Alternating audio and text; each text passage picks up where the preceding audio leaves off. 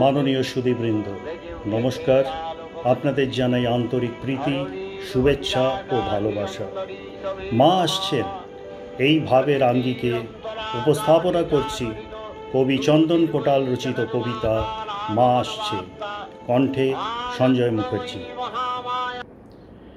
নীলিমা মাঝে নীলের ছোঁয়া, মেঘের ভেলা ভাসছে, নীলকণ্ঠ বলে গেল কানে কানে মা আসছে।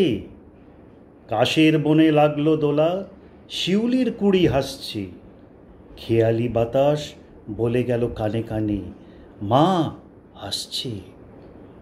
খড়ের গায়ে কাদার প্রলেপ, রং তুলি সৃষ্টি ভালোবাসছে, শিল্পী এসে বলে গেল কানে কানে মা আসছে।